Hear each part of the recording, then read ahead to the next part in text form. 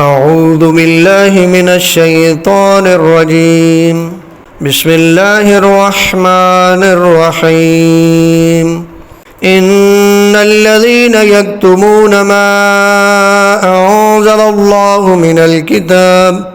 من الكتاب ويشترون به ثمنا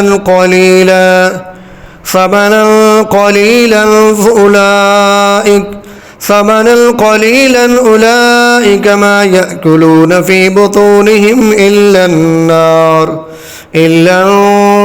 ولا يكلمهم الله يوم القيامة ولا يزكيهم ولهم عذاب أليم أولئك الذين اشتروا الضلالة بالهدى والعذاب بالمغفرة فما أصبرهم على النار ذلك بأن الله نزل الكتاب بالحق وإن الذين اختلفوا في الكتاب لفي شقاق بعيد۔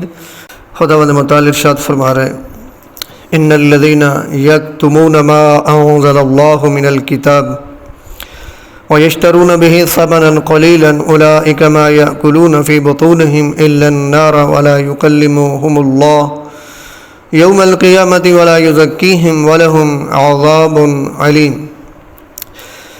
خداوند متعال فرما رہے جو لوگ اللہ کی نازل کردہ کتاب کو چھپاتے ہیں اور اس کے عوض میں حقیر قیمت حاصل کرتے ہیں، یہ لوگ بس اپنے پیٹ آتش سے بھر رہے ہیں، اور اللہ قیامت کے دن ایسے لوگوں سے بات نہیں کرے گا اور نہ انہیں پاک کرے گا، اور ان کے لیے دردناک عذاب ہے۔ خداوند متعال اس آیت میں جو احکام خدا کو چھپاتے ہیں ان کی مذمت کر رہے ہیں۔ ظاہری خطاب یہودیوں سے ہے، لیکن حکم میں ہر وہ بندہ شامل ہے، ہر وہ شخص شامل ہے جو احکام خدا کو چھپاتا ہے، اور احکام خدا کو جو چھپاتے ہیں وہ اکثر یہی دیکھا گیا ہے اس کے عوض کچھ نہ کچھ حاصل کرتے ہیں، کچھ حقیر مال ہوتا ہے، کچھ اس کے مفادات ہوتے ہیں۔ تو اس آیت میں بتایا گیا یہ جو مال انہیں ملتا ہے احکام خدا چھپانے کے عوض، فرمایا یہ اپنے پیٹ میں آتش بھر رہے ہیں، یعنی یہ مال جو ہے بروز محشر آگ بنے گا۔ کیا بنے گا جی؟ آگ۔ اور یہ زہر آگ جو ہے نقصان کس کا کرے گی؟ وہی جو آج احکام خدا کو چھپا رہے ہیں۔ خداوند متعال قیامت کے دن ایسے لوگوں سے بات نہیں کرے گا۔ دنیا میں تو دیکھیں کہ یہ شرف انبیاء کو حاصل ہے کہ اللہ سے ہم کلام ہونے کا، لیکن جو مومن ہے جس کے اعمال اچھے ہیں بروز محشر خداوند متعال ان سے کلام کرے گا، لیکن یہ کلام انبیاء سے بھی ظاہراً تو نہیں ہوگا نا۔ مثلا حضرت موسیٰ علیہ السلام سے ایک کلام کیا ہے تو ایک درخت تھا، اس سے آواز آتی تھی، کیونکہ خدا جسم تو نہیں رکھتا ابھی سامنے آ جائے تو باتیں کرے، ایسا کوئی تصور اپنے ذہن میں نہ لائیے گا۔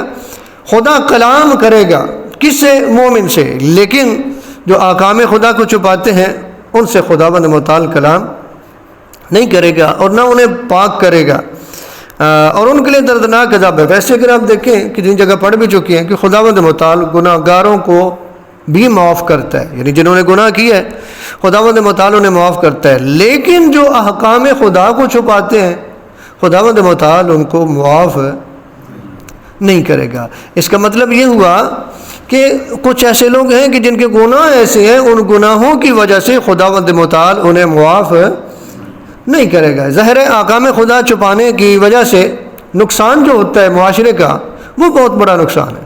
مثلا آپ نے احکام خدا چھپائے، اس کا مطلب یہ ہے کہ ایک معاشرے کو یا چند لوگوں کو آپ نے گمراہ کر دیا۔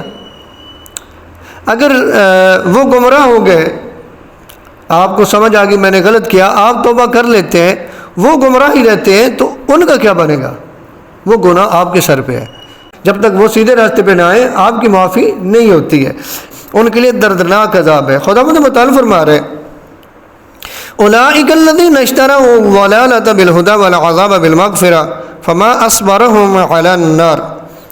فرمایا یہ وہ لوگ ہیں جنہوں نے ہدایت کے عوض ضلالت اور مغفرت کے بدلے عذاب خرید لیا ہے، تعجب کی بات ہے کہ آتش جہنم کے عذاب کے لیے ان میں کتنی برداشت ہے. یعنی یہ احکام خدا کو جانتے ہیں، یہ برحق ہے. یہاں تک کہ یہ بھی جانتے ہیں کہ اگر ہم چھپائیں گے تو ہمیں عذاب ملے گا، لیکن پھر بھی یہ چھپا رہے ہیں. یعنی یہ جانتے ہیں کہ جہنم کا عذاب ہے، تو ان میں کتنی برداشت ہے کہ یہ جہنم کا عذاب برداشت کر لیں گے.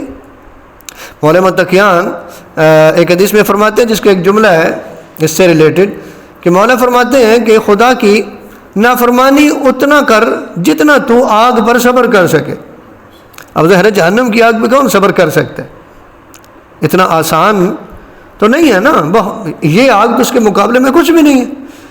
تو یہاں پہ بات ہو رہی ہے کہ یہ سب کچھ جانتے ہیں، احکام خدا کو جانتے ہیں کہ یہ برحق ہے، جو خدا نے کتاب نازل کی ہے یہ برحق ہے، اس کے باوجود بھی یہ چھپاتے ہیں، جانتے بوجھتے چھپاتے ہیں. یہ ان کی سزا ہے کہ یہ آتش جہنم میں جائیں، لیکن یہ جانتے ہیں آتش جہنم کے بارے میں بھی، پھر بھی یہ جا رہے ہیں. تو ان میں کتنی برداشت ہے. ذالک بأن اللہ نزل الکتاب بالحق وإن الذین اختلفوا فی الکتاب لفی شقاق بعید. یہ سزا اس وجہ سے ہے کہ اللہ نے کتاب تو حق کے مطابق نازل کی تھی، اور جن لوگوں نے کتاب کے بارے میں اختلاف کیا یقیناً وہ دور دراز کے جھگڑے میں پڑے ہوئے ہیں. آگے یہ سزا دینے کی وجہ بیان کی گئی ہے کہ ان کا یہ جرم قابل معافی کیوں نہیں ہے. فرمایا اس لیے کہ کیونکہ خداوند متعال نے یہ کتاب حق کے ساتھ نازل کی ہے، اور یہ لوگ جانتے ہیں اس کے باوجود بھی کہ انہوں نے احکام خدا کو چھپایا. لیکن میرا سوال یہ ہے کہ کیا احکام خدا کو صرف یہودی چھپاتے تھے؟ احکام خدا کو اگر چھپایا نہیں گیا تو یہ ہمارے دیکھیں اتنے فرقے کیوں بن گئے؟ ہمارے اتنے فرقے بننے کی بھی بڑی وجہ یہی ہے کہ احکام خدا کو چھپایا گیا. مثلا قرآن مجید کو دیکھیں تو قرآن مجید کے بارے میں تو بات ہوئی انا نحن نزلنا الذکر وانا لہ لحافظون، کہ ہم نے اس قرآن کو نازل کیا اور ہم اس کی حفاظت کرنے والے ہیں. یعنی جو متن قرآن ہے اس پہ تو حملہ نہیں کر سکے، لیکن اس کے ترجمے میں اور اس کی تفسیر میں حملہ کر کے لوگوں کو گمراہ کیا. ہر دور میں کیا گیا، آج بھی کیا جا رہا ہے. تو اس حکم میں ہر وہ بندہ شامل ہے جو احکام خدا کو کسی نہ کسی طریقے سے چھپاتا ہے، جو جانتے بھی ہیں احکام خدا کے بارے میں جانتے ہیں، اس کے عذاب کے بارے میں جانتے ہیں، پھر بھی دنیاوی مال کے لیے یہ کرتے ہیں. خدا نے فرمایا کہ انہوں نے ہدایت کے بدلے میں گمراہی خرید لی ہے، انہوں نے مغفرت کے بدلے میں عذاب لے لیا ہے.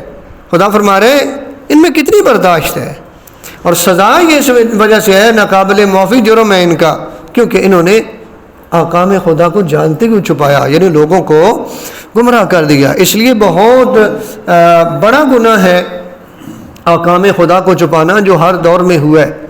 خداوند متعال سے دعا ہے خالق کائنات میں قرآن پڑھنے کی، سمجھنے کی، اس پہ عمل پیرا ہونے کی توفیق عطا فرمائے.